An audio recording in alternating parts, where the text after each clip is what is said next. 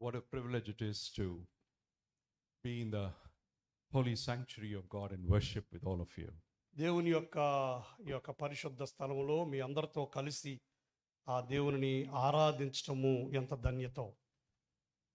The courts, the temples, the courts of the temple are so precious for all of us.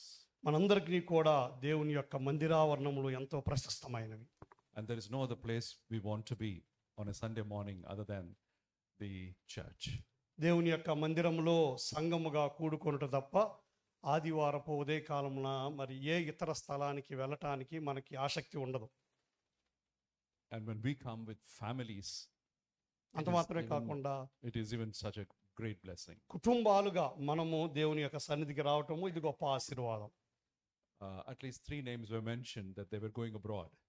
3 పేర్లు ఈరోజు మనం చూసాం, వారు abroad వెళ్తున్నారని. And there are a few others must be waiting to go abroad. మరి కొంతమంది కూడా వేరే దేశాలకు వెళ్ళటానికి ఎదురు చూస్తూ ఉన్నారు. Our 2 boys, like you, once upon a time, way back in 2016, had gone to US to do their engineering. 2016వ సంవత్సరంలో మా యొక్క 2 పిల్లలు కూడా మీ వలె ఇంజనీరింగ్ చేయటం కొరకు వారు యుఎస్కి వెళ్ళటం జరిగింది.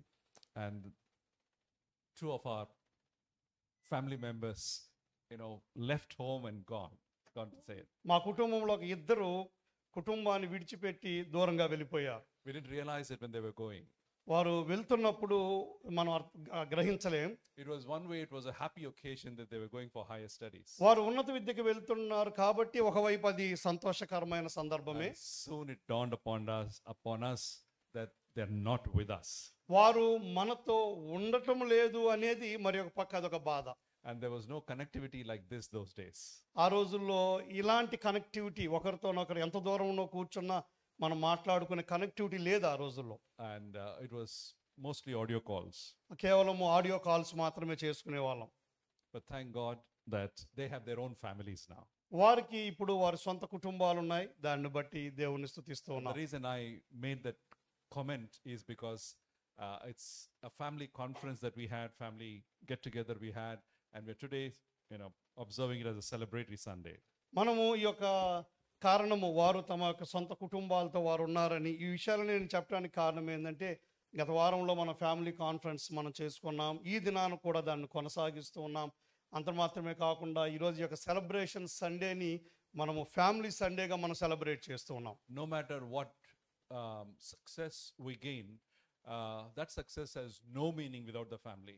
కుటుంబము లేకపోతే మనము ఎలాంటి విజయాలు సాధించినప్పటికీ దాని వలన ఎలాంటి లాభము లేదు.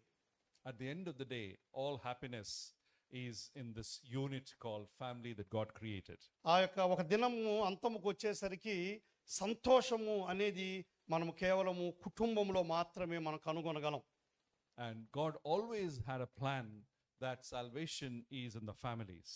దేవునికి ఎల్లప్పుడూ ఉన్న ఒక ప్రణాళిక ఏంటంటే రక్షణ ఆ యొక్క కుటుంబంలో ఉండాలి అని. And it is never apart from the family. కుటుంబము లేకుండా అది జరిగేది కాదండి. So today we will meditate upon another beautiful theme about the family. ఆ కుటుంబమును గురించి మరి ఒక మంచి అంశమును మనము ఈ రోజు మనం ధ్యానం చేయబోతున్నాం. And because we had this program for the last 2 days, this may be more than or apart from a message, it can also be a class. మనం గత 2 దినాలు ఈ యొక్క ఫ్యామిలీ కాన్ఫరెన్స్ జరుపుకున్నాం. ఈరోజు ఇది ఏదో ఒక సందేశము కంటే కూడా ఇది ఒక తరగతి రూమ్ లాగా, ఒక క్లాస్ లాగా ఉండబోతుంది. I would happy even you interact with me. నేను మాట్లాడుతున్నప్పుడు మరలా మీరు నాకు బదులు చెప్తే నేను ఎంతో సంతోషపడతాను. So if you look at the Bible, there's hardly any perfect family. మనం బైబిల్ గ్రంథాన్ని చూసినట్లయితే చాలా కష్టంగా ఏదైనా ఒక పరిపూర్ణమైన కుటుంబాన్ని మనము కనుగొనటం చాలా కష్టం. Apart from Aquila and Priscilla, I don't find any decent family. అకుల మరియు ప్రిస్కిలా వారి యొక్క కుటుంబం తప్ప అంత చక్కటి కుటుంబం మరి ఇంకోటి నేను బైబిల్లో చూడలేదు. Wherever there are children, there are struggles. ఎక్కడ పిల్లలు ఉంటారో అక్కడ సమస్యలు ఉంటాయి. I'm not saying the children are a problem, because even parents are a problem. నేను పిల్లలే మనకు సమస్య అని చెప్పడం లేదు. కొన్ని పర్యాయాలు తల్లిదండ్రులు కూడా వాళ్ళు సమస్యగానే ఉంటారు. Nabal was a foolish man. నాబాలు వెర్రోడుగా ఉన్నాడు. And King Saul brought a lot of pain onto his family.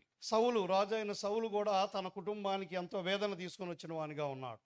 And the names of these men are mentioned because men were leading and they were in positions of power and authority. Women had hardly any position then. వీరి పేర్లే నేను ఎందుకు ఇక్కడ ప్రస్తావిస్తున్నానంటే పురుషులైన వాళ్ళు నడిపించేవారు గాను ఉన్నత స్థాయిల్లో ఉన్నవారు కాబట్టి వారి ద్వారా వచ్చిన ఇబ్బందుల గురించి చెప్తున్నాను. ఎందుకంటే స్త్రీలు అలాంటి ఉన్నత స్థాయిల్లో లేరు కాబట్టి అక్కడ. And you know that a house is, built by a woman. అయితే మనందరికీ తెలుసు ఒక కుటుంబము కట్టబడేది, ఒక ఇల్లు కట్టబడటం స్త్రీ ద్వారానే అని. A wise woman builds a house and a foolish one tears it down. దేవుని యొక్క వాక్యం చెబుతుంది కదా, జ్ఞానవంతురాలు తన ఇల్లు కట్టుకొనును, మూడు రాలు దాన్ని పాడు చేసేదిగా ఉంటుందని. So we are looking at each one, the father, the mother, and the children playing a role in making sure that a family is a unit. ఒక కుటుంబము ఒక యూనిట్ గా ఉండటానికి తల్లి, తండ్రి, పిల్లలు వీళ్ళందరూ కలిసి పనిచేస్తున్నట్లుగా మనం చూస్తున్నాం. A united body. అది ఒక ఐక్యమైన ఒక శరీరముగా. And it is a building block of the church. ఆ యొక్క సంఘమునకు వారు యొక్క కట్టబడుతున్న యొక్క వస్తువులాగా ఉంటారు. The family of God is built by our individual families. దేవుని యొక్క కుటుంబము మనలాంటి వ్యక్తిగత కుటుంబాల చేత ఏర్పాటు చేయబడింది. So you see any disturbance in our single families and the church suffers. ఒకవేళ మనము మన వ్యక్తిగత కుటుంబాలలో ఏదన్నా ఇబ్బందిని కానీ మనం ఒకవేళ జరుగుతూ ఉన్నట్లయితే ఖచ్చితంగా దానిని బట్టి దేవుని కుటుంబమైన సంఘము కూడా ఇబ్బంది పడుతుంది. When God created Adam, he said it is not good for a man to be alone, and then he created Eve and blessed them with children. దేవుడు ఆదామును సృష్టించినప్పుడు ఆయన అన్నాడు కదా, నరుడు ఒంటరిగా ఉండటం మంచిది కాదు అని. ఆ తర్వాత హవ్వను ఆయన సృష్టించి వారిని పిల్లలతో ఆశీర్వదించాడు. So there is this beautiful thing about companionship and perpetuity through families. ఈ యొక్క కుటుంబము ద్వారా వారు ఐక్యముగా ఉండటానికి, ఒకరికొకరు సహకారం చేసుకోవటానికి చక్కగా మనం చూడగలం. So what God started in Genesis, he sees it through, and even up to Revelation, and when God comes back, it is going to be a community of families. ఏదైతే దేవుడు ఆదికాండంలో ప్రారంభించారో అది మనం చూస్తూ ఉండగా ప్రకటన గ్రంథం వరకు మనం చూస్తాం. మరలా ప్రభు రాకడలో కూడా ఏ విధముగా కుటుంబము ఏ విధముగా ఒక సమాజముగా ఎత్తబడుతుందని. The reason why I'm emphasizing this is that family is at the heart of God, and therefore we must prioritize at all costs over everything. ఈ యొక్క విషయాన్ని నేను చెప్పడానికి కారణం ఏంటంటే కుటుంబము అనేది దేవుని యొక్క హృదయానుసారమైనది, దేవుని యొక్క హృదయంలో అత్యంత ప్రాముఖ్యతను సంతరించుకున్నది కాబట్టి ఎట్టి పరిస్థితుల్లో దానికి ఇవ్వవలసిన ప్రాధాన్యతను మనం ఇవ్వాల్సిందే. So our appointed passage for this morning's meditation is Psalm 128. ఈ యొక్క ఉదయకాలపు ధ్యానం కొరకు ఏర్పాటు చేయబడిన వాక్య భాగము 128వ కీర్తన. Very familiar psalm. ఇది మనందరికి బాగా తెలిసిన కీర్తనే. And many preachers, preach sermons on family occasions. అనేక పర్యాయాలు కూడా ఈ యొక్క 128వ కీర్తన మీద లేక కుటుంబ యొక్క పరిస్థితులు ఏమైనా జరుగుతున్నప్పుడు వారు ఈ యొక్క కీర్తన మీద ధ్యానం చేసి ఉండవచ్చు అనేక మంది. Praying that God would give us another perspective today. ఈ యొక్క ఉదయకాలం ముందు దేవుడు మరి యొక్క దృక్పథాన్ని దేవుడు మనకి ఇవ్వాలని నేను ప్రార్థన చేస్తున్నాను. So the psalm begins like this. ఈ యొక్క కీర్తన ఈ విధంగా ప్రారంభించబడుతుంది. Blessed is every man who fears the Lord. యెహోవా యందు భయభక్తులు కలిగి ప్రతి మనుష్యుడు ధన్యుడు అని. Is there a Bible version with you which says every man, whereas my Bible and his Bible, NKJV and his Bible says every person? There's a difference between every man and every person. ఏదైనా వేరే versions ఏమైనా ఉన్నాయా? ప్రతి మనుషుడు లేక ప్రతి నరుడు అని కానీ లేదా ప్రతి వ్యక్తి అని, ఈ రెండింటికి తేడాలు ఉన్నాయి. పర్సన్ అని ఎక్కడన్నా ఉందా ఎవరు బైబిల్లో? No, man. పురుషుడు లేక పురుషుడు అనే మాట ఉందా ఎక్కడైనా? Yeah. So there is a version, I forget it is KJV or NKJV, it says blessed is every man who fears the Lord. And there is a reason why it is man. కేజేవిలో మళ్ళీ ఎన్కేజేవిలో చూసినట్లయితే అక్కడ పురుషుడిని mention చేస్తూ రాయబడుతోంది. ఎవరైతే ఏ యొక్క పురుషుడైతే ఏ మానవుడైతే దేవుని అందలి భయభక్తులు కలిగి ఉంటారో వారందరూ ధన్యులని ఆ విధంగా వారు మ్యాన్ అని అందులో రాయటానికి ఒక కారణం కూడా ఉన్నదండి. We go into all these debates of patriarchy and all that, and in some of the churches pastors change man to people, saying that there should be equality between man and woman. ఈ యొక్క patriarchy సమస్యలన్నీ పురుషాధిక్యత స్త్రీ ఆధిక్యత అన్ని సమస్యలు రాకుండా కొన్ని పరిస్థితుల్లో పాస్ గారు ఏం చేస్తారంటే ఎక్కడ పురుషుడు అని రాయబడిందో అక్కడ ప్రజలు అని చెప్పడం మొదలుపెట్టారు. Especially these liberal theological seminary graduates, they try to equate. అది కాకుండా ఈ యొక్క లిబరల్ థియలాజికల్ సెమినరీలో ఎవరైతే పట్టభద్రులు అయ్యారో వాళ్ళిద్దరిని సమానముగా చేస్తూ ఉంటారు. I agree, the Bible also talks about equality. Bible కూడా వారిద్దరూ సమానమే అని మాట్లాడుతుంది, నేను కూడా అంగీకరిస్తున్నాను. But nevertheless we must respect the Bible, where the Bible very clearly says blessed is every man. అయితే మనం బైబిల్ని మనం గౌరవించాలి. చాలా స్పష్టంగా ఏమని చెబుతుందంటే ప్రతి పురుషుడు లేక మానవుడు అని చెప్పబడుతుంది. Like in Genesis, God created man first. ఆదికాండంలో మనం చూసాము దేవుడు మొదట నరుణ్ణి సృష్టించాడు. We cannot say God created man and woman at the same time. అక్కడ చెప్పలేదు కదా దేవుడు నరుణ్ణి నారీని లేక స్త్రీని పురుషుని ఒకేసారి సృష్టించాడని In the name of equality. ఆ యొక్క ఐక్యత వారిద్దరు ఐక్యత ఒకటే దీన్ని బట్టి సృష్టించాడని లేదు కదా. And if you look at the context also, you will see that it is man. 128వ కీర్తనలో ఈ యొక్క సందర్భాన్ని కూడా మనం చూసినట్లయితే అక్కడ పురుషుడు గురించే రాయబడుతున్నట్లు మనం చూడగలం. Because when we talk about family, we have these problems of man and woman. మనము కుటుంబం గురించి మాట్లాడుతున్నప్పుడు స్త్రీ పురుషుడు అనే యొక్క సమస్యను మనం చూడగలం. There is a priority, and yet there is equality. అక్కడ ఒక ప్రాధాన్యత ఉన్నది, అదే సందర్భంలో వారి యొక్క సమానత్వము ఉన్నది. There is an order, yet there is equality. అక్కడ ఒక క్రమము ఉన్నది, అదే విధంగా సమానత్వము కూడా ఉన్నది. Christ is the head of the church, and a man is the head of a woman. క్రీస్తు సంఘానికి శిరస్సై ఉన్నాడు, అదే విధంగా పురుషుడు స్త్రీకి శిరస్సై ఉన్నాడు. Yet there is neither male nor female in the body of Christ. దేవుని యొక్క సంఘములో స్త్రీ పురుషుడని లేరు. So this grace must be there in our families. మన యొక్క కుటుంబాలలో ఈ యొక్క కృప ఉండాలి. That if I am born as a man, I must exercise that authority. నేను ఒక పురుషునిగా జన్మించినప్పుడు పురుషునిగా నేను నా అధికారాన్ని ఉపయోగించాలి. If I am born as a woman, I must exercise that grace, being submissive to the man. నేను స్త్రీగా జన్మించినప్పుడు పురుషునికి నేను లోబడి ఉండే ఆ యొక్క కృపను నేను అనుభవించాలి. We are equal in worth, but different in roles. మనము విలువలో సమానమే కానీ మనకున్న పాత్రలో వేరువేరై ఉన్నాం. Equal in worth, different in our roles. మనము సమానమైన విలువ కలిగిన వారమే కానీ మన యొక్క పనిలో మనం వేరువేరుగా ఉన్నాం. Many of us work in big multinational corporations. అనేక మంది పెద్ద ఇక మల్టీనేషనల్ కార్పొరేషన్ లో వర్క్ చేస్తున్న వాళ్ళు ఉన్నారు. And there are many female lady bosses. కొన్ని దగ్గరలో స్త్రీలు బాసులుగా ఉంటారు. When we go as men and work under them, is it all right? ఒక పురుషుడిగా మనం వెళ్ళి ఆ యొక్క స్త్రీల కింద పని చేయటం ఓకేనా? చేయొచ్చు అలాగా? We are submissive? మనం అక్కడ లోబడుతున్నామా? Absolutely, there's no other go. ఖచ్చితంగా మనం లోబడాలి, ఇంక వేరే దారి లేదు. Why are we not submissive to our wives at certain times? కొన్ని పర్యాయాలు ఎందుకు అలాగైతే ఎందుకు కొన్ని పర్యాయాలు మనం మన భార్యలకు లోబడకుండా ఉంటున్నాం? I'm just shocking you, nothing else. The point is not about submission, but the point is we are flexible. We are flexible for work and we are flexible for money. మనము దేనికైనా అడ్జస్ట్ చేసుకొని వెళ్ళగలం. డబ్బు విషయంలో మనము adjust అవ్వగలము, అదేవిధంగా ఆ యొక్క పని విషయంలో కూడా adjust అవ్వగలం. So we are flexible, saying we rationalize and justify intellectual. Oh, that's work. But at home we have these struggles.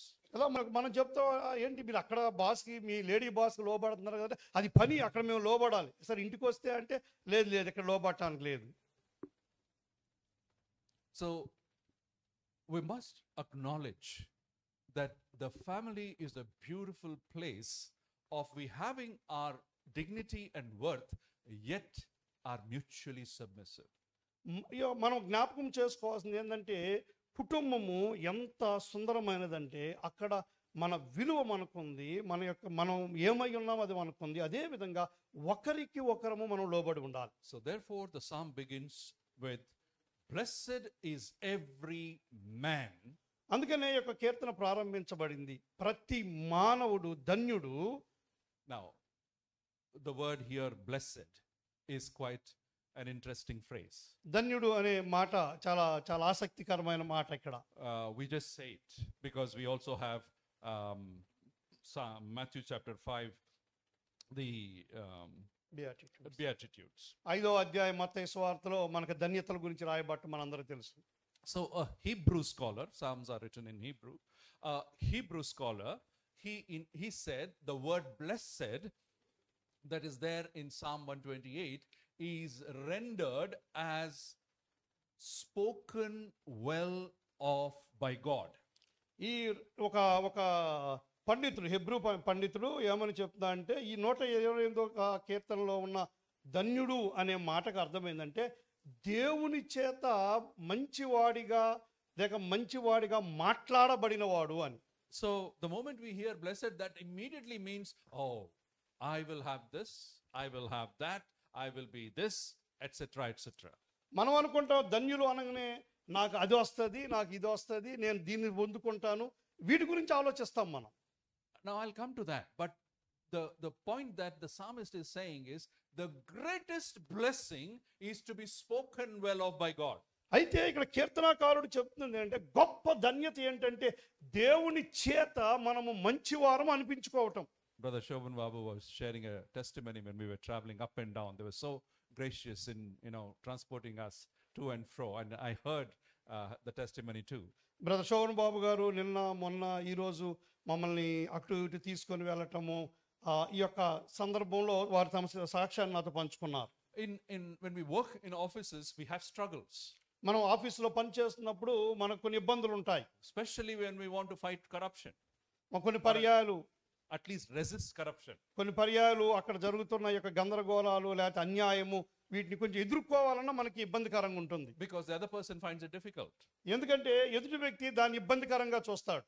Yet he said, the officer when he left wrote an excellent, outstanding remark in his personal record. అయిదను అలాంటి పరిస్థితుల్లో కూడా వారి గురించి వారి యొక్క అధికారి చాలా అద్భుతమైన, చాలా చక్కగా అన్ని చేశారు అని తన గురించి రాయటాన్ని చూస్తూ ఉన్నాం. Now that is greater than any other promotion or anything, because the name. మనము ఒక మంచి పేరు తెచ్చుకోవటము మనకు వచ్చే ప్రమోషన్ కన్నా మరి ఏ ఉన్నతమైన దానికంటే కూడా చాలా గొప్పదండి. So it was so gratifying, a beautiful thing when you hear that you were acknowledged for who you are in character. మీరు మీ యొక్క గుణ లక్షణములను బట్టి మీరు ఏమై ఉన్నారో దానిని గుర్తెరుగుట నిజంగా మనకు సంతృప్తినిస్తుంది. When we hear a good word from the pastor, that is satisfying. ఒకవేళ పాస్టర్ గారి దగ్గర నుంచి మీ విషయం ఒక మంచి మాట వినబడితే దాన్ని బట్టి మనం తృప్తి చెందుతాం. If I'm a sports person, if I hear a good word from my coach, that is great. ఒకవేళ నేను ఆటలు ఆడేవాడిని అయితే నా కోచ్ దగ్గర నుంచి ఒక మంచి పేరు, నా గురించి ఒక మంచి మాట ఆయన చెబితే అది నాకు చాలా గొప్పగా అనిపిస్తుంది. All of us are hungry for good words. మనందరము కూడా మన గురించి మంచి మాటలు చెప్పబడాలి అని ఆకలి కొన్న వారంగా ఉన్నాం. But the greatest of all is to hear a good word from the Lord. అయితే వీటన్నిటికంటే గొప్పది ఏంటంటే దేవుని దగ్గర నుంచి మనము మంచి పేరు పొందటం. That is how the patriarchs carried on their lives. ఆ విధముగానే అప్పుడున్న పితరులు తమ యొక్క జీవితాన్ని కొనసాగించారు. Now let's do a pop quiz. ఒక క్విజ్ మనం చేద్దాం. What is the good word that God gave to David? దావీదు విషయమై దేవుడిచ్చిన ఒక మంచిగా ఆయన గురించి ఏం చెప్పాడు? A man after my own heart. నా యొక్క హృదయానుసారుడైన దావీదు అన్నాడు. I'm from Hyderabad. నేను హైదరాబాద్ నుంచి వచ్చాను. A little bit of Urdu is there. అక్కడ కొద్దిగా ఉర్దూ కూడా మాట్లాడుతుంటాం. And the way it is rendered, not the Bible, but the way it is spoken, somebody close to heart, is ye mera jigar ka tukda hai. Right. ఆ యొక్క హిందీలో ఆ యొక్క ఉర్దూలో మాట్లాడేటప్పుడు నా హృదయానుసారుడు అనే మాటను అలా పలుకుతారు. What a good word that God has said about David. దావీదు గురించి చూడండి ఎంత చక్కని మాట దేవుడు చెప్పాడు. And yet you see David's life is up and down. అయినా మనం చూస్తున్నాం దావీదు యొక్క జీవితం గందరగోళంగానే ఉంది. He got a man killed. ఆ ఒక వ్యక్తిని చంపేపించాడు. He was involved in adultery. ఆయనకు వ్యభిచారంలో పాల్పొందాడు. But he was a man of integrity. అయితే దేవుని విషయంలో నిజాయితీ కలిగిన వానికి ఉన్నాడు. Integrity is not perfection. నిజాయితీ అంటే పరిపూర్ణత కాదండి. Integrity is to be able to acknowledge honestly and truly who you are and deal with it. నిజాయితీ అంటే మనము ఏమై ఉన్నామో దానిని గుర్తెరిగి దానికి అనుగుణంగా మనం ప్రవర్తించాలి. The moment Nathan said, "You are the man," he went into repentance. నాతాను వచ్చి నువ్వే ఆ మనిషివి అని చెప్పిన వెంటనే తను పశ్చాత్తాపడ్డాడు. And he wrote that beautiful psalm, Psalm 51. ఆ యొక్క 51వ కీర్తన, ఆ యొక్క మంచి కీర్తనను తను వెంటనే రాయటం చూసాం. That is a go-to psalm. That is a go-to psalm whenever a man sins. అదే ఎవరైనా ఒక వ్యక్తి పాపం చేసినప్పుడు ఆ యొక్క కీర్తన దగ్గరికి వెళ్తారు. And there's a depth to that psalm which brings us back to God. ఆ యొక్క కీర్తనను మనం పాడుతూ ఉన్నప్పుడు చూస్తూ ఉన్నప్పుడు అది ఏ విధంగా మనల్ని తిరిగి దేవుని దగ్గరకు తెస్తుందో. That came from the heart of a man who repented truly. నిజముగా పశ్చాత్తాపపడిన ఆ యొక్క వ్యక్తిలో నుండి అది బయటికి, ఆ హృదయంలో నుండి బయటకు వచ్చింది. A man of integrity is one who means what he says and says what he means. నిజాయితీ కలిగిన వాడు ఎవరంటే తను ఏమి చెబుతున్నాడో దానిని ఎరిగిన వానిగా ఉన్నాడు, తను ఎలా జీవిస్తున్నాడో దాన్ని చెప్పేవాడిగా ఉన్నాడు. And a man who is a hypocrite, he says one thing and thinks something else, and he thinks something else and says something else. అయితే ఎవరు వేషధారిగా ఉంటారంటే ఏదో చెప్తారు కానీ ఏదో ఆలోచిస్తారు, లేక ఏదో ఆలోచిస్తారు కానీ ఏదో చెప్తారు. Blessed is every man who fears the Lord. యెహోవా యందు భయభక్తులు కలిగిన ప్రతి పురుషుడు లేక ప్రతి మానవుడు ధన్యుడు. So the blessedness is a matter of integrity. And in Psalm, I think it's 72, 79, the 78, 70 last verse, it says David led his people with the skillfulness of his hands and the integrity of his heart. ఆ యొక్క వాక్యంలో మనం చూస్తూ ఉన్నప్పుడు దావీదు తన ప్రజలను తన యొక్క చేతి నిపుణతతోనూ తన హృదయం యొక్క నిజాయితీతోనూ వారిని నడిపించినట్లుగా చూస్తున్నాం. We put a lot of premium on skills. మనము యొక్క నిపుణత మీద ఎక్కువ ఇవి పెడుతూ ఉంటాం. Education, for example. ఉదాహరణకి విద్య. But God is saying education without character is useless. అయితే దేవుడు చెబుతున్నాడు కదా, గుణగణాలు సరిగా లేకుండా ఈ యొక్క విద్య ఉన్నప్పటికీ అది నిరుపయోగమైనది. Education without integrity is a useless thing. నిజాయితీ లేని విద్య ఎందుకు పనికిరానిది. So there is a saying that goes like this. ఈ విధంగా ఒక మాట చెప్పబడుతూ ఉంది. A cobbler who doesn't have education, a cobbler may steal a nail. ఒక చెప్పులు కుట్టుకునేవాడు, చెప్పులు బాగు చేసేవాడు ఒక చిన్న మేకుని దొంగిలించవచ్చు, ఎందుకంటే తనకి విద్య లేదు. But an engineer without character may steal a rail. ఒక ఇంజనీర్ గారు ఎవరైతే మంచి విద్య కలిగి ఉన్నాడో కానీ గుణగణాలు సరిగా లేనివాడు రైలు పట్టాలని దొంగతనం చేస్తాడు. So if character and integrity is not there, the more the education, the more the cheating. కదా, ఒకవేళ నిజాయితీ లేకపోతే, సరి అయిన గుణలక్షణాలు లేకపోతే ఎంత ఎక్కువ విద్యను అభ్యసిస్తాడో అంత ఎక్కువగా మోసం చేస్తాడు. So David, it was a man after God's own heart. That is a word that was spoken by God. దేవుని చేత దావీదు గురించి చెప్పబడిన మాట, నా హృదయానుసారుడైన దావీదు. What is spoken of Moses? మోషే గురించి దేవుడు ఏం చెప్పాడండి?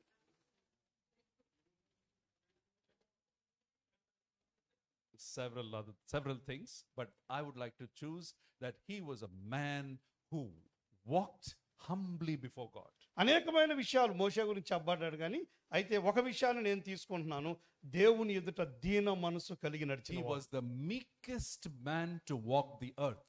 ఆ భూమి మీద జీవించిన వాళ్ళందరిలో ఎంతో సాత్వికుడిగా జీవించాడు.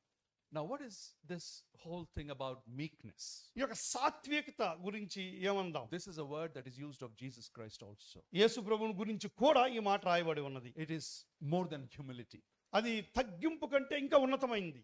The one who is meek is the one who is actually powerful but does not use that power unnecessarily, arbitrarily, but walks humbly.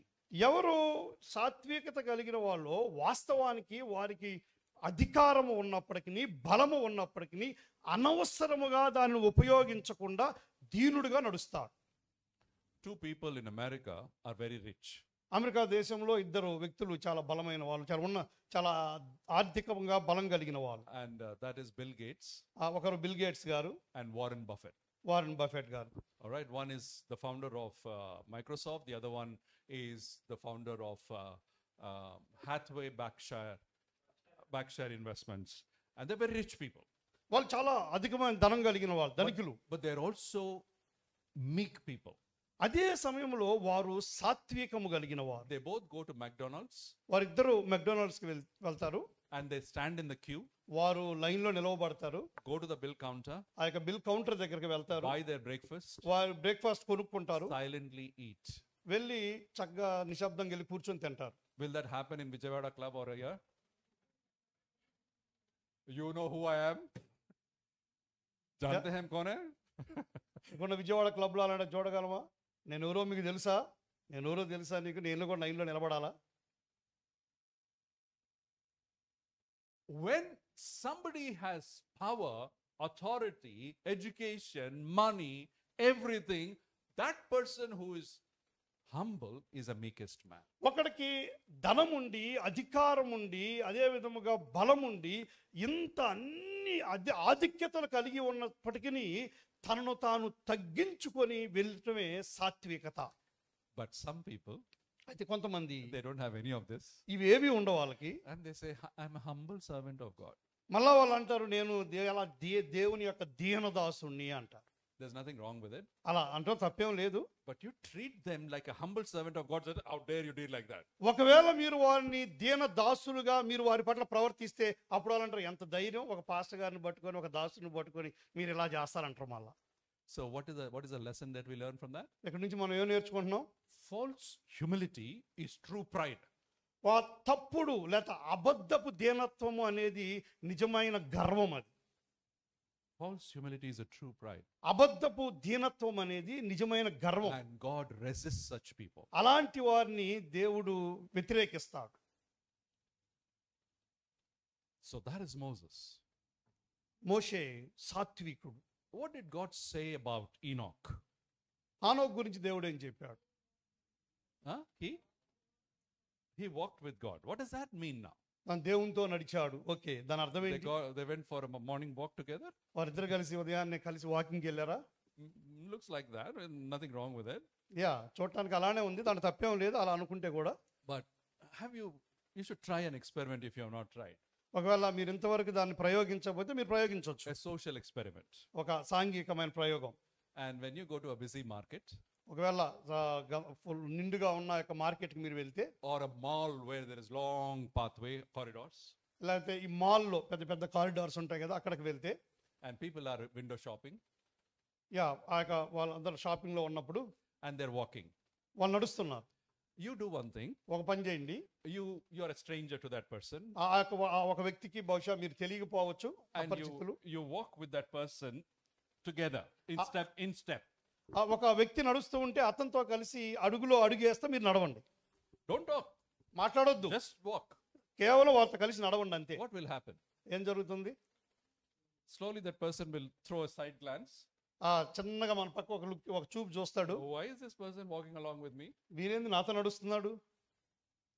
Either that person will walk faster or fall back. అది చూసి వెంటనే ఒకవేళ చాలా త్వరగానే నడుచుకుంటూ వెళ్ళిపోతాడు, లేకపోతే ఒక అడుగు వెనక్కన్నా వేస్తాడు. Why?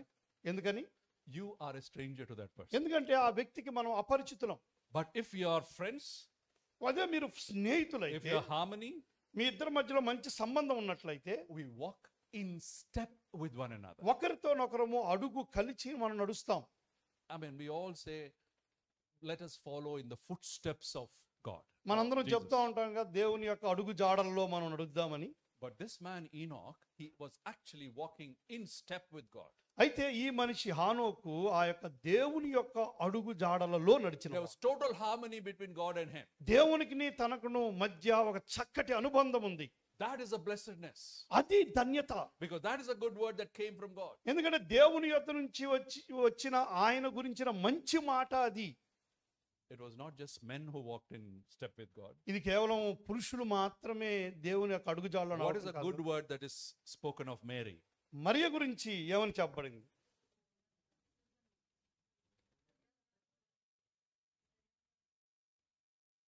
ఏమండి? Yeah. Yeah.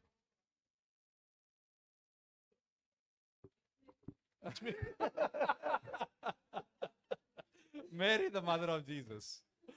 Good one. The Mary, the mother of Jesus. Yeah. Yeah. Yeah. Blessed are thou amongst all women, because you are spoken well of by God among all women. స్త్రీలందరిలో కూడా నీవు ధన్యురాలవు అని ఆమె గురించి చెప్పబడింది. Because if you interpret blessing there in the life of Mary, did she get a lot of money? ఒకవేళ మీరు మరియా నీవు ధన్యురాలు అని చెప్పబడిన మాటను మీరు తీసుకుంటే, ధన్యురాలు అనే మాటకి అర్థము ఆమెకు చాలా డబ్బులు వచ్చేసాయనా? No. కాదండి. Power? No. ఏదన్నా శక్తి వచ్చిందా ఆమెకి? Position? No. ఏదన్నా అధికారం వచ్చి స్థాయి వచ్చిందా? But if anything, it all criticism, ఇక ఏదైనా ఆమెకు వచ్చిందంటే విమర్శ, persecution, ఆ శ్రమలు, and they had to run away. అక్కడి నుంచి పారిపోవటం. But she was blessed. అయితే ఆమె ధన్యురాలు. And in all generations, you will be praised and adored. తరతరాలలో కూడా నీవు గణపరచబడతావు అని చెప్పబడింది. So my dear friends, కాబట్టి నా ప్రియ స్నేహితులారా, the psalm begins that you and I, or particularly man, blessed is every man. అందుకనే ఈ యొక్క కీర్తన ప్రారంభంలో 128వ కీర్తనలో చెప్తుంది కదా, ప్రతి పురుషుడు కూడా ధన్యులు. And when he fears God, ఎప్పుడు తాను యెహోవా యందలి భయభక్తులు కలిగి ఉన్నప్పుడు మాత్రమే. and this fear, God says, I will teach you if you come to me. ఒకవేళ మీరు నా యొద్దకు వస్తే ఇది నేను మీకు నేర్పిస్తాను అంటున్నాడు. And he is willing to show that we can stay away from evil. మనము దుష్టత్వము నుంచి దూరముగా ఏ విధంగా ఉండాలో నేర్పించడానికి ఆయన ఇష్టపడుతున్నాడు. We have seen yesterday and day before yesterday that the fear of the Lord keeps us from all evil. యెహోవా యందలి భయభక్తులు కలిగి జీవించే జీవితము మనం దుష్టత్వం నుంచి దూరంగా ఉంచుతుందని నిన్న మనం నేర్చుకున్నాం. One half is to be away from evil. ఒకటి ఏంటంటే దుష్టత్వం నుంచి దూరంగా ఉండటం. The second half is what the psalmist is saying. రెండోది, in the same breath he says, blessed is every man who fears the Lord and who walks in his ways. రెండవది కూడా ఏమని చెప్తుందో తెలుసా? యెహోవా యందలి భయభక్తులు కలిగి ఆయన త్రోవల యందు నడుచువారు ధన్యుడు. Now, there are many people in this world ఈ లోకంలో చాలా మంది ఉన్నారు who are very quiet and calm and harmless people. వారు ఎవరికి హాని చేయని వారు, చాలా నెమ్మదిగా ఉండేవారు. And they have a dictum which says, live and let live. వారు అంటారు, మనం బతుకుదాం, ఇతరులను బతికిద్దాం. That kind of a peaceful life. అలాంటి చాలా శాంతి సమాధానకరమైన జీవితం జీవించే వాళ్ళు చాలా మంది ఉన్నారు. But that you and I, if we are to be blessed of God, then we must walk in his ways. అయితే మనము దేవుని చేత ధన్యులుగా పిలువబడాలి అంటే, దేవుని చేత ధన్యులం అవ్వాలి అంటే ఆయన త్రోవలలో నడిచేవారిగా ఉండాలి. David, like Moses, like Enoch, like Mary. దావీదులాగా, మోషేలాగా, హానోకులాగా, మేరీలాగా మనం నడవాలి.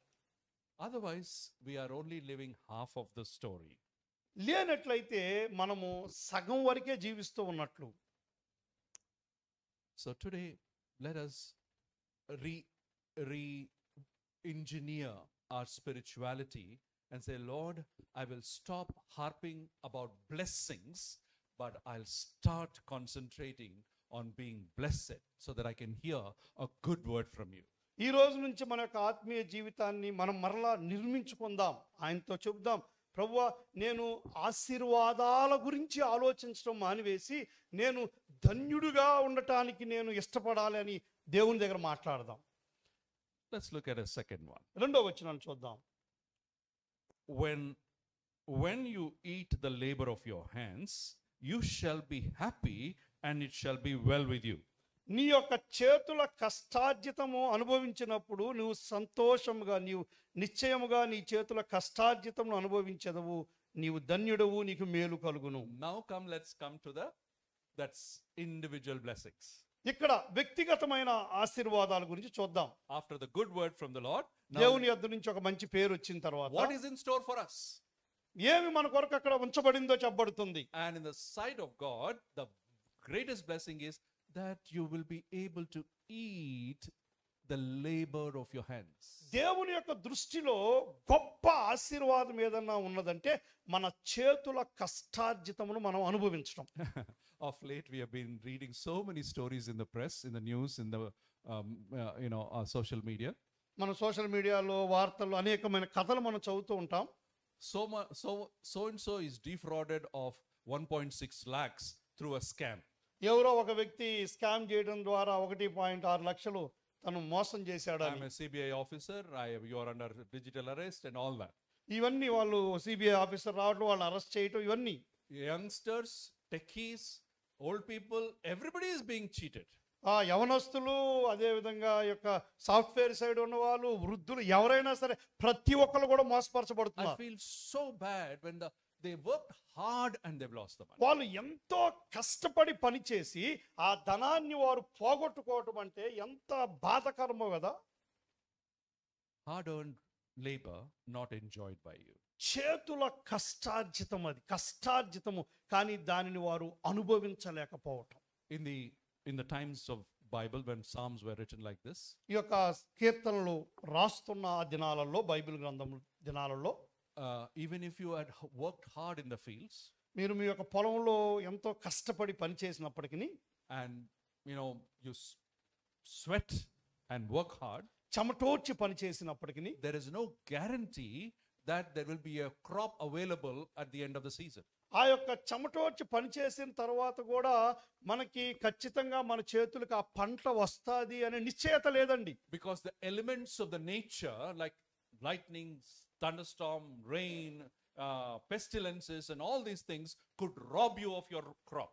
ఎందుకంటే ఈ యొక్క సృష్టిలో ఈ యొక్క సహజంగా జరిగేవి ఇవన్నీ కూడా భూకంపాలు కావచ్చు, లేదా వర్షాలు కావచ్చు, వరదలు కావచ్చు, ఇవన్నీ ఆ పంటను నాశనం చేసేవిగా ఉంటాయి. But God has promised a man who is blessed will eat the fruit of his labor. అయితే దేవుడు చేస్తున్న వాగ్దానం ఏంటంటే ధన్యుడైన ఆ యొక్క మనుష్యుడు తన చేతుల కష్టార్జితాన్ని అనుభవిస్తాడు. Christine and we are part of the ministry that we started way back in 1997. 1997వ సంవత్సరంలో ప్రారంభించిన పరిచర్యలో వారి సతీమణి పరిచర్య చేస్తున్నారు. We are a team of 6 people who are full time. 6 సంపూర్ణ పరిచర్యలో ఉన్నారు.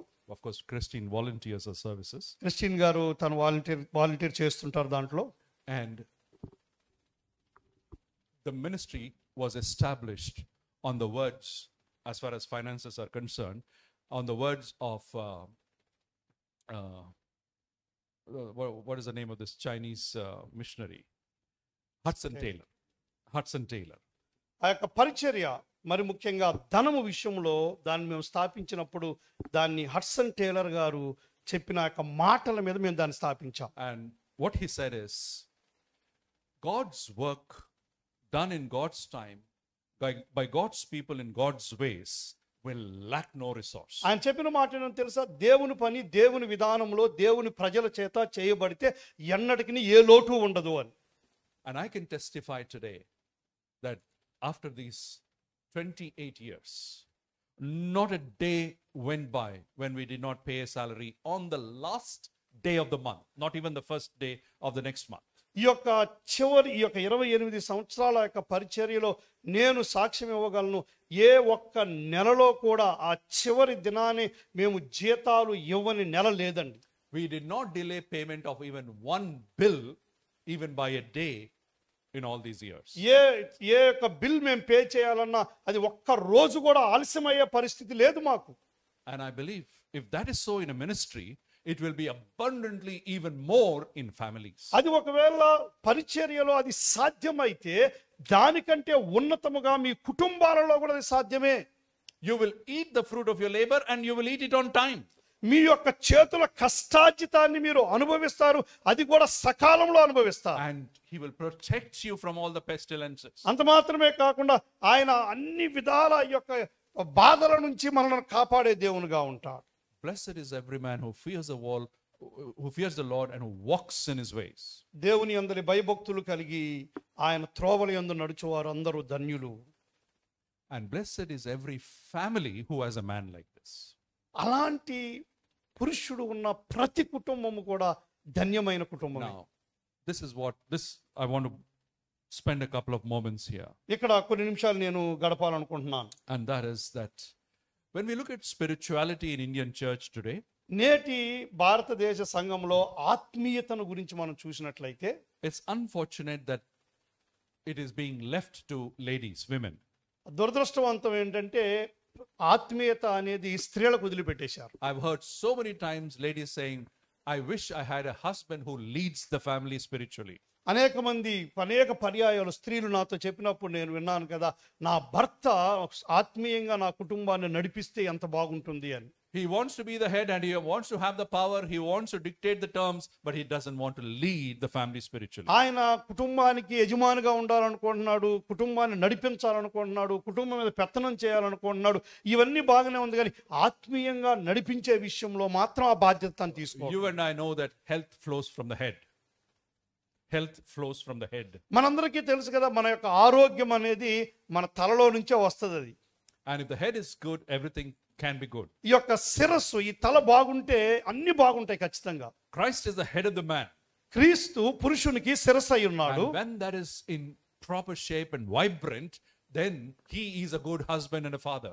ఆ యొక్క వ్యక్తి చాలా చక్కగా ఉన్నట్లయితే ఖచ్చితంగా మంచి భర్తగా ఉంటాడు. I come from a counseling background. నేను కౌన్సిలింగ్ చేసి ఆలోచన చెప్పే ఆ యొక్క ఇందులో నుంచి వచ్చాను. And the little bit of counseling training that I have, psychology that I've studied. నేను కొంత సైకాలజీ నేను చదివాను. And there we learn that if the father is playing the right role, that becomes a functional family. నేను అక్కడ నేర్చుకున్నది ఏంటంటే, ఒక తండ్రి సరి అయిన పాత్ర పోషిస్తే ఆ కుటుంబము చక్కగా నడిపించబడుతుంది. But if the father is, absent or troubling the family, is not functioning, not doing a job, he is drunkard or any such thing, then the whole family suffers. ఒకవేళ తండ్రి లేకపోవటము, లేకపోతే ఆయన సరిగా పని చేయకపోవటము, తాగుబోతు అవటము, తన పని తాను జరిగించకపోతే ఖచ్చితంగా కుటుంబం అంతా కూడా బాధపడాల్సిందే. There's a research that was conducted దాని మీద ఒక రీసెర్చ్ కూడా చేయబడింది on a different topic. ఒక అంశం మీద. They studied saying, what is the percentage of children who continue to go to church if they were taken by the father and if they're taken by the mother? తండ్రి చేతనో లేక తల్లి చేతనో దేవుని యొక్క మందిరానికి తీసుకొని వారి తండ్రో వారి తల్లో తీసుకొని వెళ్తూ ఉంటే ఎంత శాతము మంది పిల్లలు దేవుని మందిరానికి వెళ్తున్నారు. So the research was to see if the father was leading and spiritually and taking the children to church, more than 65% continued that discipline. ఆ యొక్క రీసెర్చ్లో తేలిన ఫలితం ఏంటంటే, ఏ తండ్రి అయితే ఆత్మీయంగా పిల్లలను నడిపిస్తూ తన పిల్లలను తనతో పాటు దేవుని మందిరానికి తీసుకొని వెళ్తున్నారో ఆ కుటుంబంలో ఉన్న పిల్లలు 65% కంటే ఎక్కువ మంది దేవుని మందిరానికి వెళ్తున్నారు. And when it was a woman, the mother, అదే ఒకవేళ తల్లి ఆ యొక్క ఆత్మీయ పాత్రను పోషిస్తూ పిల్లల్ని చర్చికి తీసుకొని వస్తుంటే, even when she is absolutely sincere and dedicated, ఆమె ఎంత సిన్సియర్గా, ఎంత సమర్పణ కలిగిన విధానంలో తన పిల్లల విషయంలో, ఆత్మీయత విషయంలో ఉన్నప్పటికీ it came down to less than 40%. అది కేవలము 40% కంటే తక్కువ మంది పిల్లలే దేవుని యొక్క మందిరానికి క్రమంగా వస్తున్నారు. So this again proves that the role played by the father is absolutely crucial in the formation of the family and in the health of the family. ఇది కూడా నిరూపిస్తుంది ఏంటంటే, తండ్రి ఏ పాత్ర అయితే ఇంట్లో పోషిస్తూ ఉన్నాడో ఆ తండ్రి పాత్రే ఖచ్చితంగా కుటుంబము బాగు విషయంలోను, కుటుంబం యొక్క ఉన్నతత్వం విషయంలోనూ ఉపయోగపడుతుంది. So my submission is that we men must reclaim the spiritual position that God has given to us. కాబట్టి నేను జ్ఞాపకం చేస్తుంది, మనము పురుషులముగా దేవుడు మనకిచ్చిన యొక్క ఆత్మీయ స్థాయిని మరలా తిరిగి పొందుకోవాలి. And we must lead prayer meetings. మనము ప్రార్థనా కూడికలను మనం నడిపించాలి. We must lead Bible studies. మనము ఈ యొక్క బైబిల్ స్టడీస్ ని మనం నడిపించాలి. We must play like a role model for our youngsters. మన యొక్క యవనస్తులకి మనం మాదిరి కలిగిన వారముగా ఉండాలి. Dr. Larry Crabb wrote a beautiful book on this subject. Larry Crabb గారు ఈ యొక్క అంశం మీద ఒక మంచి పుస్తకం రాశారు. And it is called going beyond the silence of Adam. దాని యొక్క అంశం ఏంటంటే ఆదాము యొక్క నిశ్శబ్దమున కంటే ముందుకు వెళ్ళటం, నిశ్శబ్దాన్ని దాటి వెళ్ళటం. That is, he was silent when Eve was talking to the serpent. అంటే అర్థం ఏంటంటే హవ్వ అక్కడ సర్పంతో మాట్లాడుతూ ఉంటే మధ్యలో ఒకవేళ ఆదాం డిస్టర్బ్ చేసింటే ఆదాం అసలు సైలెంట్గా ఉన్నాడు. He didn't say anything. ఏమీ చెప్పలేదు అక్కడ. And he even says that was a sin of laziness. ఇంకా దానికి ఏమన్నాడు, సోమరితనం యొక్క పాపం అని. Maybe today we can say it is a sin of watching TV and not concentrating on. అది ఈ రోజుకి చెప్పగలిగితే టీవీ చూడటం వలన జరిగే పాపము, మనం చేయవలసిన పనుల మీద మనం దృష్టి ఉంచకుండా gadgets social media gadget social media మీద మనం పెడుతున్న యొక్క దృష్టి వల్లనే అది జరిగింది అని చెప్పొచ్చు. So the primacy of the role of a man is vital for the family. కుటుంబమునకు పురుషుని యొక్క పాత్ర చాలా ప్రాముఖ్యమైనది. And when we play these roles, the family feels secure. మనము ఈ యొక్క పాత్రను చక్కగా పోషించినట్లయితే కుటుంబము ఎంతో భద్రముగా ఉన్నట్లుగా భావిస్తుంది. The family feels safe. ఆ యొక్క కుటుంబము చాలా చాలా సేఫ్ గా ఉంటుంది. Let's look at the next verse. తర్వాత వచనాన్ని మనం చూద్దాం.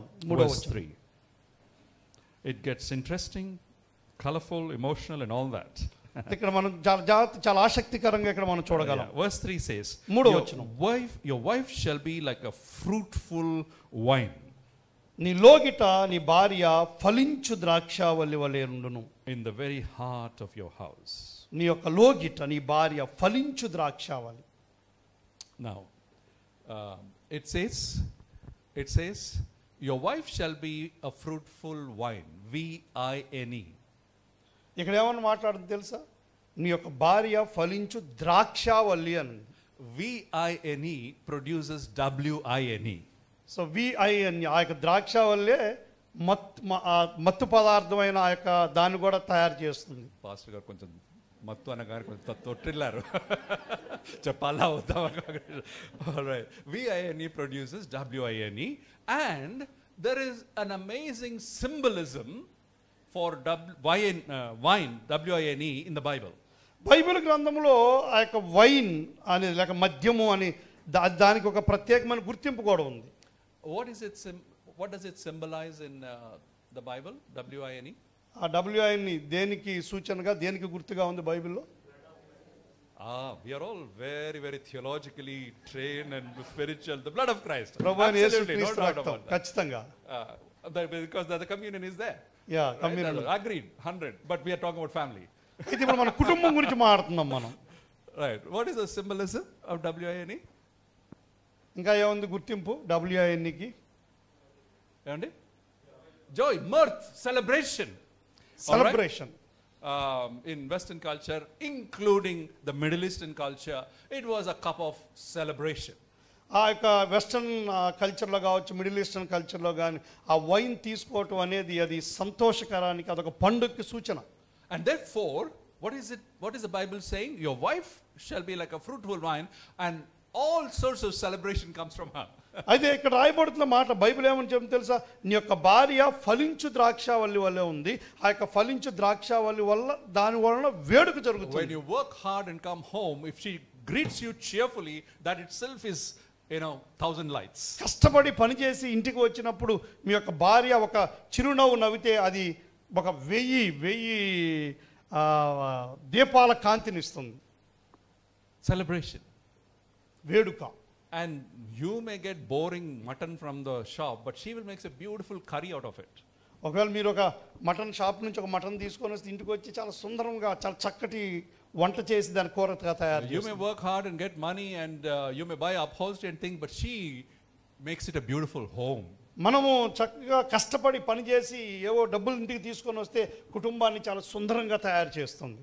So as much as we feel inadequate, the responsibility falls on you. మనము ఏ విషయంలోనైతే మనము తక్కువగా మనం భావిస్తామో బాధ్యతలు మీ మీద పడతాయి. And that responsibility of making a home a joyful home. ఆ యొక్క కుటుంబాన్ని ఆనందకరమైన కుటుంబముగా చేసే బాధ్యత స్త్రీల మీద పడుతుంది. Now here is where the whole witnessing comes as a family. ఇక్కడ మనం చూస్తూ ఉన్నాం ఒక కుటుంబముగా మనం ఏ విధముగా సాక్షార్థముగా జీవించవచ్చని. A man is a silent sentinel for righteousness, hard work, industry and integrity. ఒక పురుషుడు అనేవాడు చాలా నిశ్శబ్దంగా తన యొక్క పనిని చేసుకుంటూ పోయి ఎంత ఆసక్తికరంగా ఉంటాడో దాని గురించి పురుషుని గురించి చెప్తూ ఉంటే, and then the wife makes it a joyful, mirth and happy place. అయితే స్త్రీ ఆ కుటుంబాన్ని చాలా సంతోషకరమైన స్థలముగా మార్చివేస్తుంది. And why is it important? ఎందుకు ఇది ప్రాముఖ్యం? When a wife or when a woman makes a home like that, a man and the children love to come back home and be there. ఒక స్త్రీ కుటుంబాన్ని ఆ విధముగా సంతోషకరమైన కుటుంబంగా మార్చినప్పుడు భర్త మరియు పిల్లలు ఇంటికి తిరిగి రావటానికి విషయంలో ఆసక్తి చూపిస్తారు. It must be a home that is a welcoming home. అది ఆహ్వానించదగిన లేక ఆహ్వానించే గృహముగా ఉండాలి. A home where there is tenderness and softness from the wife and the mother. ఆ యొక్క భార్య నుంచి లేక తల్లి యొద్ద నుంచి వారి యొక్క మృదుత్వాన్ని వాళ్ళు కోరుకుంటారు. And yesterday we have learned that it is a place where nurture takes place. అదే కుటుంబము అనేది ఎక్కడైతే మనం ఒకరిని ఒకరం కట్టుకుంటామో అనేది అదే కుటుంబం. So WINE produces WINE, and one of the symbolism is joy, mirth. ఈ యొక్క WINE అనేది ఆ యొక్క సంతోషము, ఆనందము దానికి గుర్తుగా ఉంది. Second symbolism. రెండవ గుర్తింపు ఏంటంటే WINE also is a symbol for something else. What is it? మరొక దానికి గుర్తు అది. ఇంకేంటది? What is its ఒకటి property? సంతోషం. Emma? To forget the sadness, save joy. Agreed? దుఃఖాన్ని లేక బాధను మర్చిపోవటానికి. But first ఆ దుఃఖం కూడా రాకూడదు, చూద్దాం తర్వాత. Root cause. So what is the symbolism of wine? Do you recall the Good Samaritan story? మంచి సమరయుడి కథ జ్ఞాపకం చేసుకుంటున్నారా? Healing.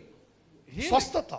It has medicinal properties. ఎందుకంటే అందులో ఆ యొక్క వైద్య పరమైన ఆ యొక్క గుణగణాలు ఉన్నాయి. And what did Paul say to Timothy? పౌలు తిమోతికి ఏం చెబుతున్నాడు? You have a weak stomach? నీ యొక్క కడుపులో బాధ ఉంది నీకు. You must take some little wine.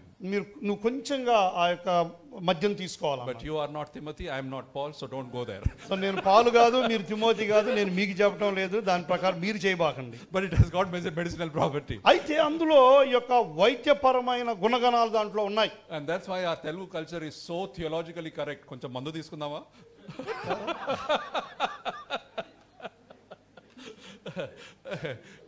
So the point that I'm making is, again coming back to the psalm, ఈ యొక్క కీర్తనలకు మరలా మనం వచ్చినట్లయితే నేను చెప్పాలనుకుంటుంది, men go out and get hurt. పురుషులు బయటికి వెళ్తారు, ఇబ్బందులు పడుతుంటారు, కష్టపడుతుంటారు. And they have a very fragile ego. వారిలో ఈ యొక్క అహం అనేది ఉంటుంది. And so they can't take any kind of criticism and they come home hurt. ఎలాంటి విమర్శలు తీసుకోవటానికి వాళ్ళు వాడు తీసుకోలేరు. ఆ యొక్క ఇబ్బందితో వాళ్ళ ఇంటికి వస్తారు. Just like a little boy goes out, plays and gets hurt in the knee and comes running to the mother. ఎలాగంటే ఒక చిన్న పిల్లోడు బయటికి వెళ్ళిపోయి ఆడుతూ కింద పడిపోయి మోకాలు దెబ్బతిని మళ్ళీ పరిగెత్తుకుంటూ వాళ్ళ అమ్మ దగ్గరకు వస్తారు. And the mother hugs the little one. ఆ యొక్క పిల్లవాడు అక్కడికి వచ్చిన వెంటనే వాళ్ళ అమ్మ చాలా చక్కగా తన కౌగిలించుకుంటుంది, kisses him, తన ముద్దు పెడుతుంది, and talks to him all little endearments. వారికి అవసరమైన విషయాన్ని వారితో చక్కగా బాధను మరిపించడానికి ఎన్నో మాటలు మాట్లాడుతుంది. And it is gone. అంతే, ఆ నొప్పి మర్చిపోతాడు. That's how a woman, mother, a wife should be to the husband. ఆ విధముగా గృహములో ఉన్న ఆ యొక్క స్త్రీ తన భర్త పట్ల ఉండాలి. It must be a healing place. అది స్వస్థత పొందే స్థలం. It must be a restoration place. అది పునరుద్ధానపరిచే స్థలం. And one of the beautiful, తిరిగి సమకూర్చే స్థలం. one of the beautiful ways that God has instituted this kind of joy and healing is in a sexual relationship. ఈ యొక్క సంతోషము, ఈ యొక్క స్వస్థతను దేవుడు ఆ యొక్క సెక్షువల్ రిలేషన్షిప్ ద్వారా జరుగునట్లుగా దేవుడు సృష్టించాడు. Not only emotionally, కేవలము ఇది భావోద్వేగంతో కాదు, even sexually, physically. మరియు శారీరకంగా కూడా. Not only having a good home, కేవలం ఏదో ఒక మంచి కుటుంబం ఉండటం కాదు, but also a cheerful face. అది సంతోషకరమైన ముఖం. All these things can make a blessing that God wants to give in the family. ఇవన్నీ కూడా దేవుడు ఇవ్వాలనుకున్న ఆశీర్వాదాలు, ఇవన్నీ ఆ యొక్క ఆశీర్వాదాలను తీసుకొని వస్తాయి. So every time we do marriage counseling, ప్రతిసారి మేము ఈ యొక్క మ్యారేజ్ కౌన్సిలింగ్ చేస్తున్నాం. woman has no problem submitting to the man. స్త్రీ పురుషునికి తనను తాను సమర్పించుకోవటం, పురుషునికి లోబడటంలో స్త్రీకి ఏ సమస్య లేదు. But only her complaint is, but he doesn't love me. అయితే తన యొక్క ఒకే ఒక కంప్లైంట్ ఏంటంటే తను నన్ను ప్రేమించడు.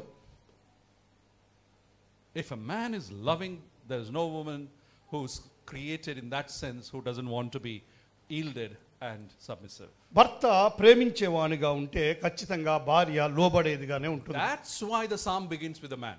కాబట్టి ఈ యొక్క కీర్తనల గ్రంథంలో ప్రత్యేకించి ఈ కీర్తన పురుషుడితో ప్రారంభించబడింది. That's why the psalm begins with man, not people, persons. కాబట్టి ఈ యొక్క కీర్తన మొట్టమొదటి వచనము వ్యక్తుల గురించి మాట్లాడటం లేదు, పురుషుని గురించి మాట్లాడుతుంది. It's not a generalization, but it is a particularization of a man. ఇది ఏదో సాధారణంగా మాట్లాడలేదు, ఇది ప్రత్యేకంగా పురుషుని గురించి మాట్లాడుతుంది. Isn't that a beautiful home? ఇది ఎంత మంచి కుటుంబం కదా. And that's where the witness comes unto the witness to the Lord in the community. అక్కడే మనము ఆ యొక్క సమాజంలో దేవుని కొరకు సాక్షులుగా ఉండగలం. I know a man of God ఒక దైవజనుడు నాకు తెలుసు, who was one of my mentors. నన్ను నడిపించిన వారిలో ఒకరు మా మెంటర్గా ఉన్నారు. Taught me how to do ministry also. పరిచర్యను ఎలా చేయాలో కూడా నాకు నేర్పించారు. He used to live on ground floor. ఆయన ఒక గ్రౌండ్ ఫ్లోర్లో నివాసం చేస్తుంటారు. And our office was on the basement. వారికి ఆఫీస్ ఏమో కింద బేస్మెంట్లో ఉంటుంది. And on the first floor were their owners. First ఫ్లోర్లో ఏమో ఓనర్స్ ఉంటారు.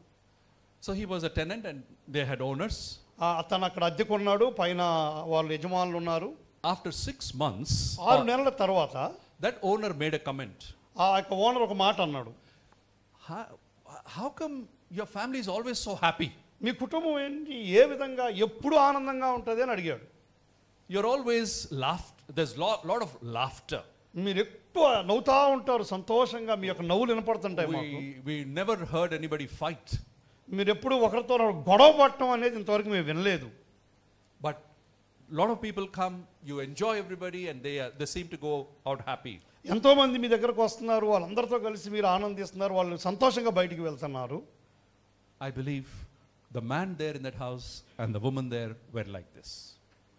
దానికి కారణం ఏంటంటే అక్కడున్న ఆ యొక్క పురుషుడు అదేవిధంగా స్త్రీ ఇక్కడ చెప్పబడిన రీతిగా ఉన్నారు. What happened? They did not go and witness to the man, to the landlord. వీళ్ళు ఆ యొక్క యజమానుడి దగ్గరికి వెళ్ళి ఏం సాక్ష్యం చెప్పలేదు. They did not do any of preaching, teaching. వాళ్ళ దగ్గరికి వెళ్ళి ఏం బోధించలేదు, ఏం ప్రకటించలేదు. By living a Christ-centered life, they declared unto them that they belong to this living God. క్రీస్తు కేంద్రిత జీవితాన్ని వారు జీవించడం ద్వారా ఆ యొక్క క్రీస్తుని వారు ప్రకటించిన వారిగా ఉన్నారు.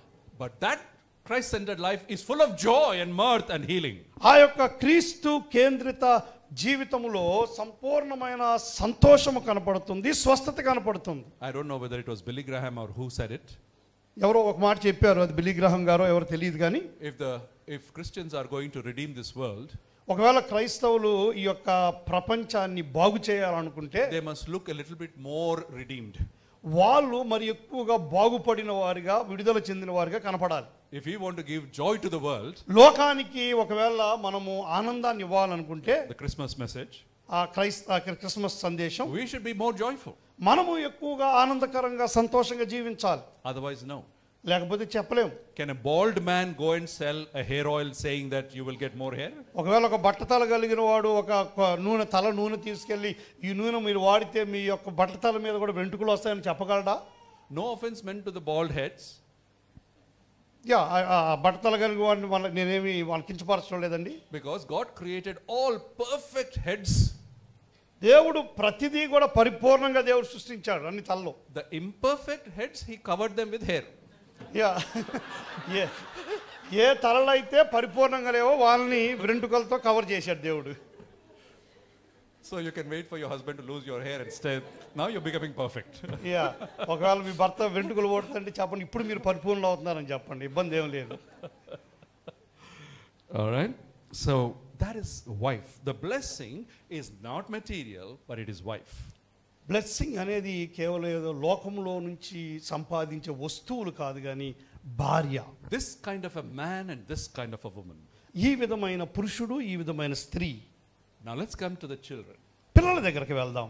And verse 3, second part. మూడో వచనంలో రెండో Your భాగం. children like olive plants all around your table. నీ భోజనపు బల్ల చుట్టూ నీ పిల్లలు ఒలీవ మొక్కల వలె నుందురు. A man who fears the Lord will Jehovah have his wife like this and his children like olive plants. యెహోవా యందలి భయభక్తులు కలిగిన యొక్క పురుషుడు తన భార్య ఈ విధంగా ఉంటుంది, అదే విధంగా తన పిల్లలు ఒలీవ మొక్కలుగా ఉంటారు. Nobody can understand the connection between a father and a child or a parent and a child till they have one. తండ్రికి పిల్లవాని మధ్య ఉన్న యొక్క అనుబంధం, ఆ యొక్క సంబంధాన్ని ఏ ఒక్కరికి అర్థం కాదు. వాళ్ళకి ఒక పిల్లవాడు ఉన్నప్పుడు మాత్రమే అర్థమవుతుంది. My daughter is a very happy-go-lucky girl. నా యొక్క కుమార్తె చాలా చాలా సంతోషంగా ఎప్పుడు కూడా లక్కీగా ఉండేది. She, very free girl. And I saw a totally different daughter when she had her own child. తనకి బిడ్డలు పుట్టక ముందు అంత మామూలుగా ఎంతో ఫ్రీగా ఉండేది. ఎప్పుడైతే బిడ్డలు పుట్టారో అప్పుడు సంపూర్తిగా మారిపోయింది. When the baby became a little sick, ఆ బిడ్డ కొంచెం అనారోగ్య పాలైతే, when she doesn't put on weight, ఒకవేళ బరువు పెరగకపోతే, and my wife has a lot of time to spend with her. So నా భార్య వెళ్ళి ఎక్కువ సమయం తనతో గడపాలి. And tell her everything is going to be all right. అన్నీ బాగానే జరుగుతాయిలే అని చెప్పాలి. She's so concerned. ఎందుకంటే తన పట్ల ఎంతో బాధ్యతాయుతంగా ప్రవర్తిస్తుంది.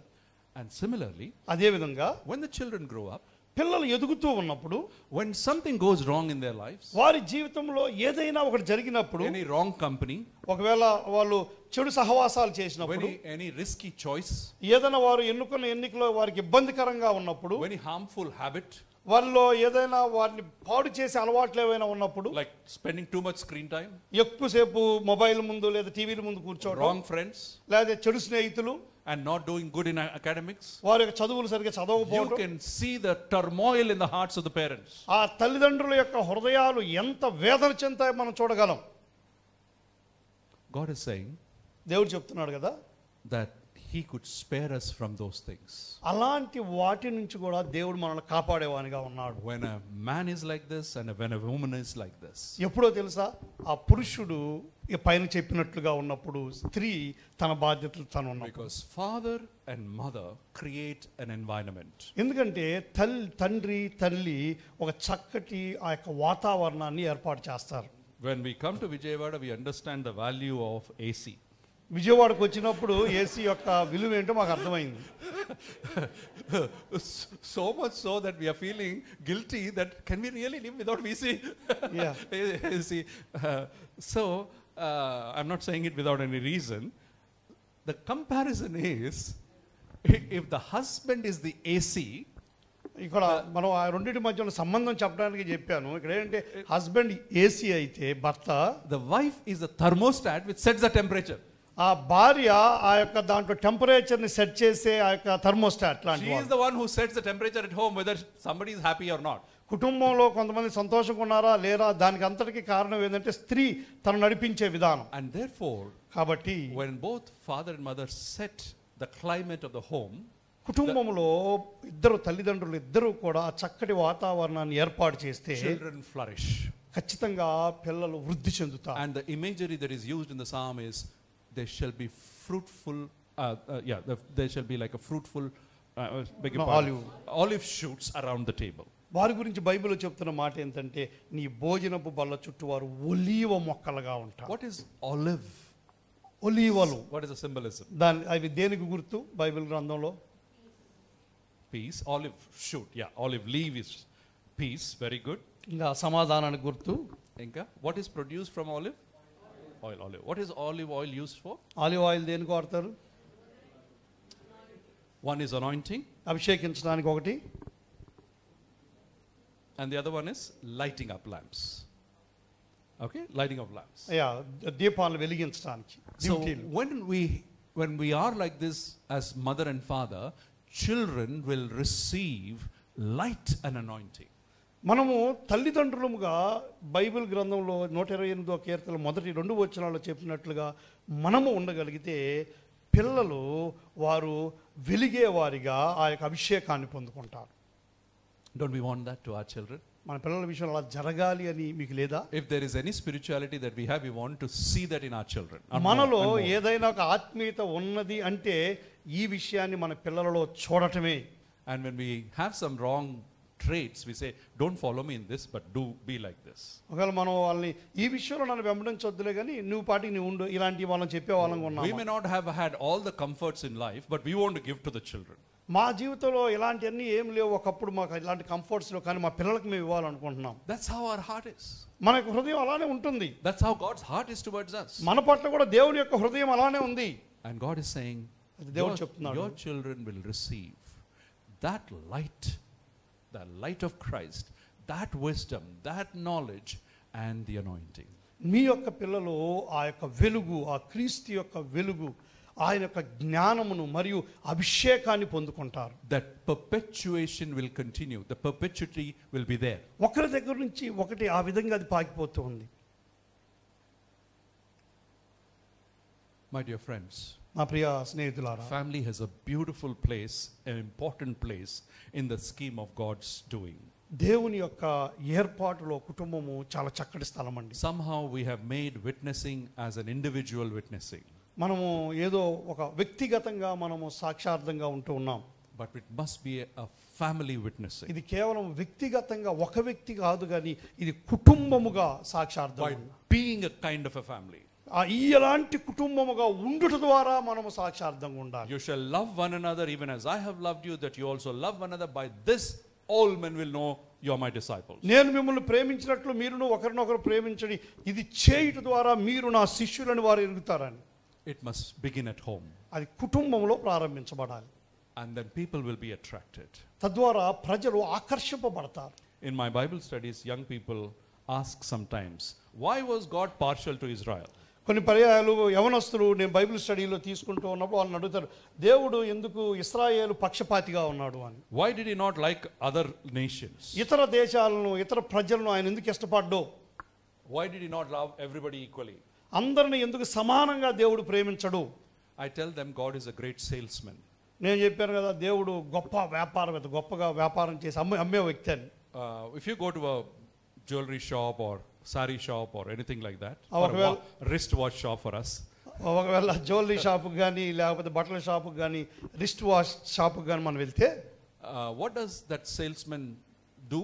దాన్ని అమ్మే వ్యక్తి ఏం చేస్తాడు? He makes sure that he places the best of the products in the showcases. తన దగ్గర ఉన్న వాటన్నిటిలో శ్రేష్టమైన వాటిని మనకు కనపడే విధంగా పెడతారు. Why? When we do window shopping, మనం విండో షాపింగ్ చేస్తున్నప్పుడు even though we did not go there to buy anything, మనం కొనటానికి అక్కడ వెళ్ళకపోయినప్పటికీ we like something, మనం దాంట్లో ఏదో ఇష్టపడతాము, we are attracted, దాని ద్వారా ఆకర్షింపబడతాము. then what do we say?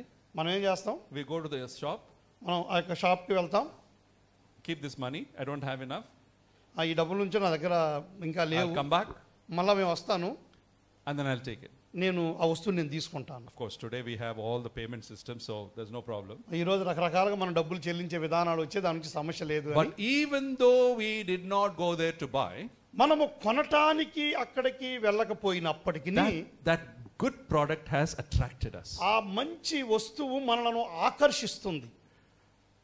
Now, in my MBA, my marketing professor taught me something వీరు ఎంబీఏలో ఉండగా మార్కెటింగ్ ప్రొఫెసర్ ఒకటి బోధించారంట about salesmanship and marketing.